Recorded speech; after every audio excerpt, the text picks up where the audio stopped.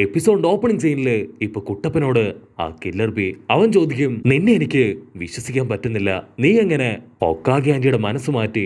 അവളെങ്ങനെ നിന്നെ ഇപ്പൊ വിശ്വസിച്ചു? അതിന് കുട്ടപ്പൻ പറയും, ഞങ്ങൾ രണ്ടുപേരും ആക്ച്വലി ഒരു ബെറ്റ് വെച്ചിട്ടുണ്ട്.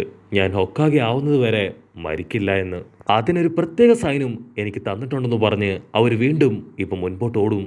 അപ്പൊ അതേസമയം അവരുടെ തൊട്ടു പിന്നാലെ തന്നെ ഇപ്പൊ ഹൊക്കാഗെ ആന്റിയും റെയ്ക്കാഗെയും അവർ ഉഷാറായിട്ട് ചാടി ഓടും. അപ്പൊ റെയ്ക്കാഗെ ഒരു കാര്യം ഇപ്പൊ ഹൊക്കാഗെ ആന്റിയോട് ചോദിക്കും, നിനക്ക് പെട്ടെന്ന് കുട്ടപ്പനില് ഇത്രയും വിശ്വാസം വരാനുള്ള കാരണം അതെന്താണ്? അന്ന് പെയിൻ വന്നതിന് ശേഷം കുട്ടപ്പൻ അവൻ ഗ്രാമത്തെ തിരികെ പിടിച്ചു, അതുകൊണ്ടാണോ?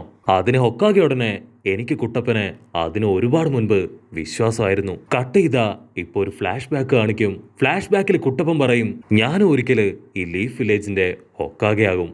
അതാണ് എന്റെ ഏറ്റവും വലിയ ഡ്രീം. അത് കേട്ട് ലേഡി ഹൊക്കാഗ ആള് ചിരിക്കും. അവള് തേർഡ് ഹൊക്കാഗയുടെയും ഫോർത്ത് ഹൊക്കാഗയുടെയും പേരൊക്കെ പറഞ്ഞ് അവളെ കളിയാക്കി ചിരിക്കും.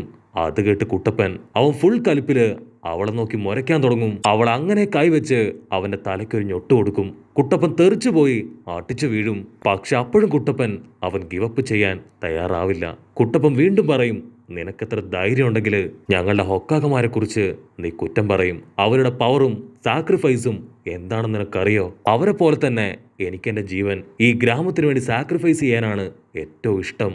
അത് കേട്ട് ഹൊക്കാഗ അവൾ ഷോക്കാവും. കാരണം അത് മറ്റൊന്നുമല്ല, ഡാണും നവാക്കയും അവർ രണ്ടുപേരും ഇതുപോലെ തന്നെയാണ് അവളോട് പറഞ്ഞിട്ടുള്ളത്. ഹൊക്കാഗ പറയും, അങ്ങനെയാണെങ്കിൽ നമുക്കൊരു ബെറ്റ് കെട്ടാം.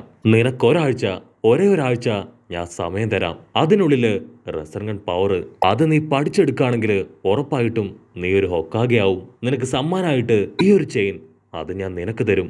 കറക്റ്റ് 1 വീക്കില് റെസർഗൺ ടെക്നിക്ക് പഠിച്ച് ആ ഒരു ചെയിൻ അത് വാങ്ങിയെടുക്കും. അവിടുന്ന് അങ്ങനെ കട്ട് ചെയ്താ ഇപ്പൊ പ്രസന്റ് കാണിക്കും.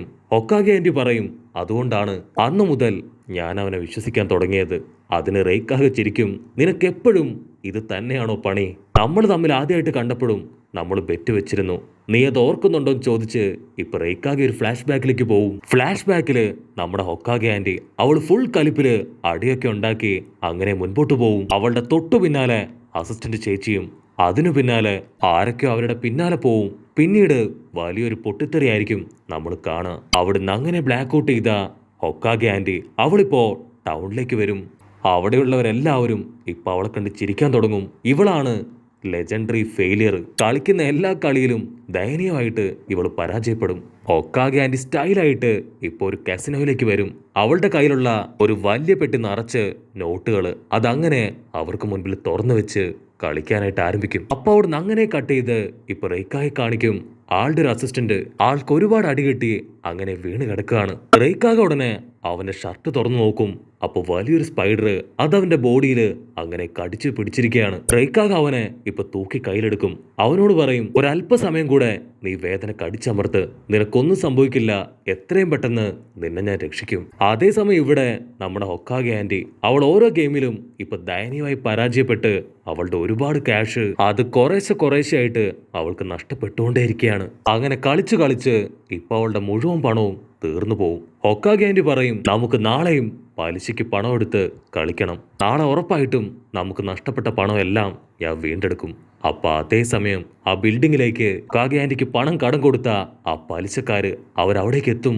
അവരെ കണ്ട ഉടനെ നമ്മുടെ ആന്റി അവള് നൈസായിട്ട് ട്രാൻസ്ഫർമേഷൻ ജിപ്സ് ഉപയോഗിച്ച് ഒരു ചെറിയ പെൺകുട്ടിയായി മാറും. പലിശക്കാര് അവരിപ്പോ അവളുടെ അടുത്തേക്ക് വരും. ഹൊക്കാഗെ ആന്റിയുടെ ഫോട്ടോ കാണിച്ച്, നിനക്ക് ഇവളെ പരിചയമുണ്ടോ? ഹൊക്കാഗെ ആന്റി കാഷ്വലായിട്ട് പറയും, അതെ എനിക്കിവരെ അറിയാം.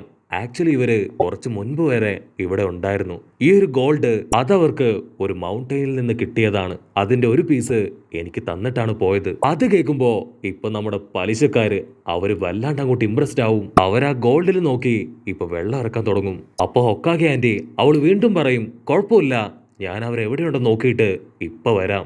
അവളിപ്പോ നൈസായിട്ട് പുറത്തേക്ക് പോവും. ആ സമയത്ത് ആ പലിശക്കാര് അവർ പരസ്പരം പറയും, അവളുടെ കയ്യില് ശരിക്കും ഒരുപാട് സ്വർണ്ണമുണ്ട്.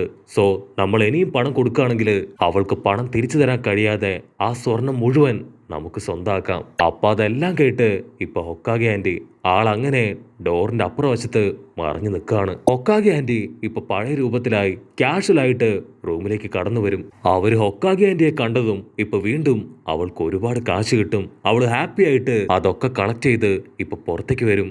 കട്ട് ചെയ്ത ഒരു ഹിഡൻ ക്ലൗൺകാരൻ, അവന്റെ പേര് അമ്മായി എന്നാണ്. അവനിപ്പോ ഹൊക്കാഗെ ആന്റിയെ കണ്ട് കുറച്ചു നേരം ആളെ നോക്കി നിന്ന് ഒരു സ്ക്രോളുമായി റെയ്ക്കാഗയുടെ അടുത്തേക്ക് വരും. ആ സ്ക്രോൾ ആക്ച്വലി ഒരു ജിപ്സു ആണ്.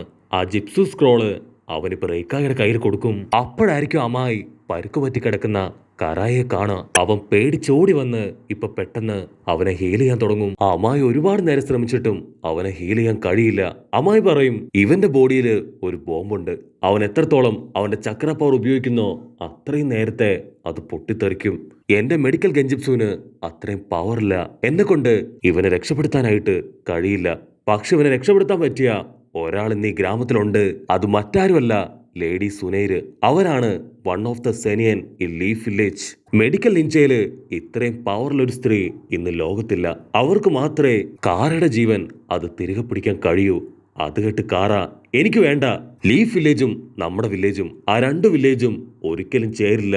സോ അവളുടെ കൈകൊണ്ട് എനിക്ക് എന്റെ ജീവൻ തിരികെ കിട്ടുന്നതിനെ കഴിഞ്ഞും നല്ലത് ഞാൻ മരിക്കുന്നത് തന്നെയാണ്. അതിന് റേക്കാവ് പറയും, എന്നെ കൊണ്ട് പറ്റില്ല. എനിക്ക് വലുത് നിന്റെ ജീവനാണ്. ഈ ഒരു കാര്യത്തിന് മാത്രം നിന്റെ വാശിക്ക് ഞാൻ കൂട്ടു നിൽക്കില്ല. എനിക്ക് എത്രയും പെട്ടെന്ന് അവളുടെ അടുത്തേക്ക് പോകണം. അവളുടെ കാലും കൈയും തല്ലി ഒടിച്ചിട്ടാണെങ്കിലും ഇവനെ ഞാൻ ട്രീറ്റ്മെന്റ് എടുപ്പിക്കും. കട്ട് ചെയ്താ ഇപ്പൊ ഒരു ബാറില് ഹൊക്കാഗെ ആന്റിയും അസിസ്റ്റന്റ് ചേച്ചിയും അവർ രണ്ടുപേരും വെള്ളമൊക്കെ അടിച്ച് അങ്ങനെ പൂസായിട്ടിരിക്കുകയാണ്. അസിസ്റ്റന്റ് ചേച്ചിയുടെ ബോധം പോയി അവൾ താഴേക്ക് വീഴും. പക്ഷെ ഹൊക്കാഗെ ആണെങ്കിൽ ആളുടെ ബ്രദറിനെയും ലവറിനെയും ഒക്കെ ഓർത്ത് ഒരുപാട് വിഷമിച്ച് വീണ്ടും വീണ്ടും വെള്ളം അടിച്ചുകൊണ്ടേയിരിക്കും. അവളുടെ ബ്രദറിനും ലവറിനും അവർക്ക് രണ്ടുപേർക്കും ഒരു ഹൊക്കാഗെ ആവണം എന്നായിരുന്നു ഏറ്റവും വലിയ ആഗ്രഹം. അവരുടെ പ്രണയ സൂചകമായിട്ട് അവളുടെ കഴുത്തിലെ ചെയിൻ അത് ഡാനിന് കൊടുത്തു. പക്ഷെ അധികം വൈകാതെ തന്നെ അവളുടെ ബ്രദറും ഡാനും അവർ രണ്ടുപേരും അവളെ വിട്ടു പോയി. അന്നു മുതൽ ആരൊക്കെ അവളോട് ഹൊക്കാഗെ ആണെന്ന് പറയുന്നോ അവരോടെല്ലാവരോടും അവൾക്ക് വലിയ പുച്ഛമാണ്. അങ്ങനെ എല്ലാ കാര്യങ്ങളും ആലോചിച്ച് അവൾ വീണ്ടും വീണ്ടും വെള്ളമടിച്ച് അങ്ങനെ ഇരിക്കും. അപ്പോഴായിരിക്കും അമ്മായി അവൻ അവിടേക്ക് ഓടി വരിക.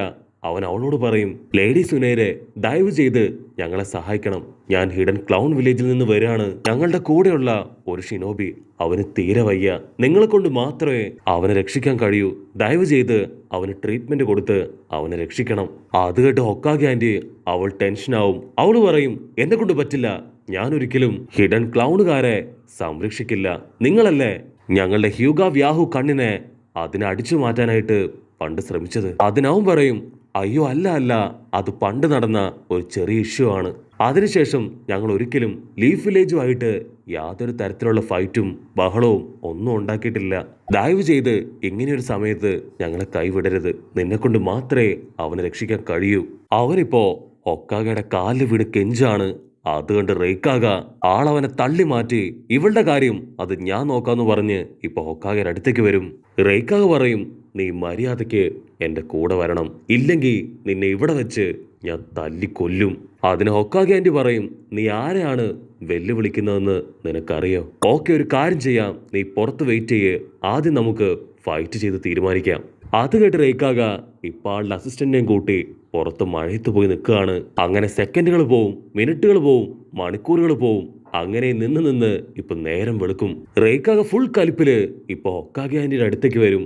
ആളാണെങ്കിൽ വെള്ളമൊക്കെ അടിച്ച് അങ്ങനെ കൂർക്കം വലിച്ചുറങ്ങാണ്. റെയ്ക്കാഗയുടെ ശബ്ദം കേട്ടതും ഇപ്പൊ ഹൊക്കാഗെ ആന്റി ആള് ഞെട്ടി എഴുന്നേക്കും. ഐ ആം സോറി, അത് പിന്നെ ഞാൻ ഉറങ്ങിപ്പോയതാണ്. പക്ഷെ കുഴപ്പമില്ല, നമുക്കിപ്പോ ഒരു പഞ്ചഗുസ്തി മത്സരം അത് നടത്താം. നീ വിജയിക്കുകയാണെങ്കിൽ നീ പറഞ്ഞതുപോലെ നിന്റെ അസിസ്റ്റന്റിനെ ഞാൻ തന്നെ ട്രീറ്റ്മെന്റ് കൊടുത്ത് റെഡിയാക്കി എടുക്കാം. അങ്ങനെ അവർ രണ്ടുപേരും വമ്പൻ ആക്ഷൻസ് ഒക്കെ ഇട്ട് ഇപ്പൊ പൊരിഞ്ഞ പോരാട്ടം. മത്സരം കൊഴുത്തു വരെ അവരുടെ രണ്ടുപേരുടെയും പവർ അതങ്ങനെ പറക്കാൻ തുടങ്ങും. അവരുടെ പവർ കാരണം ആ കല്ല് പോലും ഇപ്പൊ തകർന്നു പോവും. പക്ഷെ ഹൊക്കാഗയുടെ പവറിനടുത്ത് റെയ്ക്കായ്ക്ക് എത്താൻ കഴിയില്ല.